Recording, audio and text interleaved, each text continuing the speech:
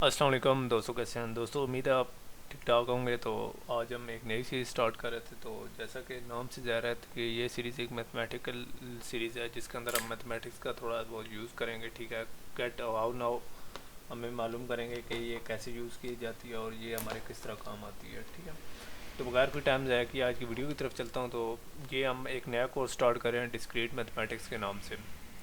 ठीक है, discrete mathematics जैसा कि आप लोगों को पता है कि ये उन क्वांटिटीज़ को डील करेगी, अगर आपने स्टैट्स वगैरह में पढ़ा है, कि जो डिस्क्रीट टाइप की होती हैं। ठीक है, ना कि कंटिन्यूस टाइप की। ठीक है, तो ये क्वालिटेटिव वेरिएबल्स हैं जिनके बारे डिस्क्रीट और कंटिन्यूस। ठीक है, डिस्क्रीट से मुराद ये है कि स्टेप बाय स्टेप, ठीक है, कुछ चीज़ें होती हैं, लेकिन कंटिन्यूस होती है एक रेंज से दूसरी रेंज तक। ठीक है, ये कंटिन्यूस। तो ये मैथमेटिक्स डिस्क्रीट चीज़ों को रिलेट करेगी।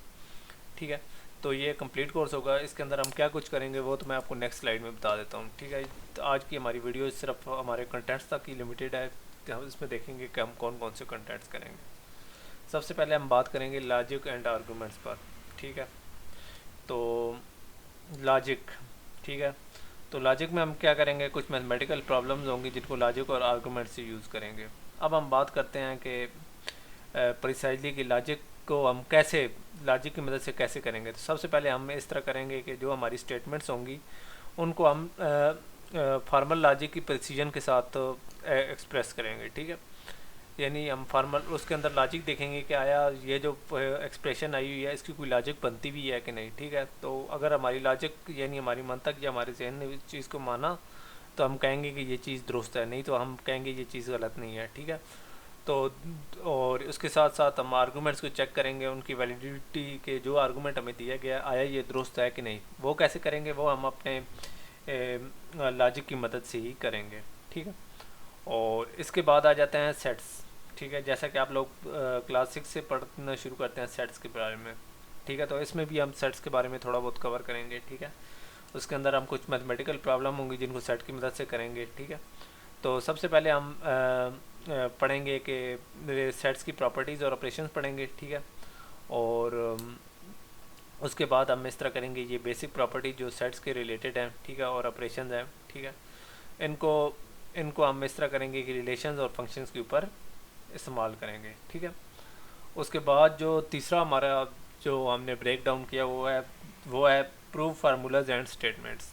यानी हम कुछ फार्मूलाज और स्टेटमेंट को करेंगे, प्रूव करेंगे। ठीक है, कुछ फार्मूलाज को प्रूव करेंगे। ठीक है, और उसके अंदर हम इस तरह करेंगे। उसके बाद कुछ स्टेटमेंट्स होंगी उनको सिंपल तरीके से प्रूव करेंगे। ठीक है, कुछ टर्म्स होंगी उनको हम रिकर्सिवली डिफाइन करेंगे। ठीक है, और मैथमेटिकल इंडक्शन यूज़ करके कुछ फार्मूलाज को प्रूव करेंगे। ठीक है, और फिर हम कुछ स्टेटमेंट्स को डायरेक्ट और इनडायरेक्ट मेथड की मदद से प्रूव करेंगे।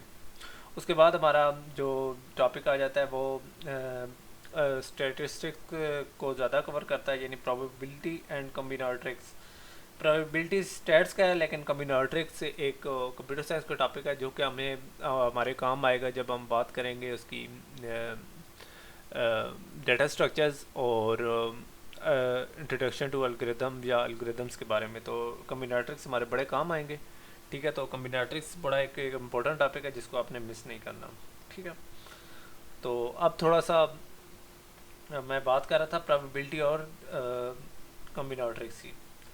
तो प्रोबेबिलिटी में हम इस तरह करेंगे कि कुछ सिंपल और कुछ कंडीशनल इवेंट्स की प्रोबेबिलिटी काउंट करेंगे। ठीक है, ठीक है, और उसके बाद हम इस तरह करेंगे कि कम्बिनाट्रिक्स का ये करेंगे कि कुछ फार्मूलाज आइडेंटिफाई करेंगे कम्बिनाट्रिक्स के, और उन फार्मूलाज को मुख्तलिफ प्रॉब्लम्स में इस्तेमाल करेंगे। ठीक है, उसके बाद आ जाते हैं ट्रीज़ और ग्राफ्स। ठीक है, ट्रीज़ और ग्राफ में हम क्या देखेंगे, ट्रीज़ और ग्राफ में हम इस तरह करेंगे कि सबसे पहले तो हम बात करेंगे कुछ ट्रीज़ की। ठीक है, ट्रीज़ हमारे वो कंप्यूटर साइंस का एक बहुत फिट कंसेप्ट है, बड़ा ज़बरदस्त कंसेप्ट है जो कि आपको डेटा स्ट्रक्चर में मिलेगा। बहरहाल हम डिस्क्रीट मैथमेटिक्स में भी ट्रीज़ पर काम करेंगे। उसके अलावा हम इस तरह करेंगे कि कुछ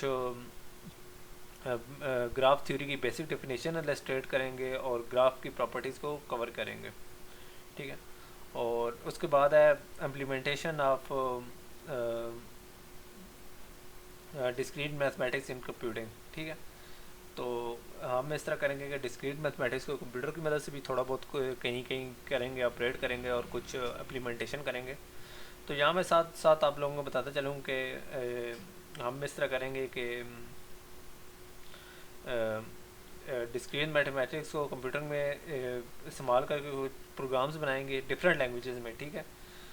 तो ये कब करेंगे, जब हमारी ऑडियंस काफ़ी सारी मेच्योर हो जाएगी, ठीक है। तो हम डिस्क्रीट मैथमेटिक्स के कुछ टॉपिक्स हैं जिनको मैं कंप्यूटर सिर्फ प्रोग्रामिंग नहीं करूँगा बल्कि आपको माइक्रोसॉफ्ट एक्सेल में बताऊँगा।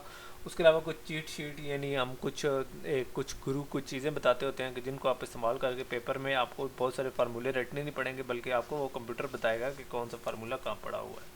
तो कंप्यूटर के अंदर काफ़ी ज़्यादा टेंडेंसी होती है, काफ़ी ज़्यादा चीज़ें पड़ी होती हैं, तो आप लोगों ने परेशान नहीं होना, बल्कि वो हम आपको कंप्यूटर की मदद से करके दिखाएंगे कि कंप्यूटर में कहाँ वो फार्मूला पड़े हुए हैं। आपने सिर्फ वो फार्मूला निकालना होगा, सिर्फ अपना थोड़ा सा दिमाग इस्तेमाल करना होगा और इसके बाद आपके क्वेश्चन खुद ब खुद सॉल्व। तो उम्मीद है आप लोगों को ये वीडियो पसंद आई होगी। तो नेक्स्ट वीडियो तक इजाज़त दीजिए, अल्लाह हाफिज़।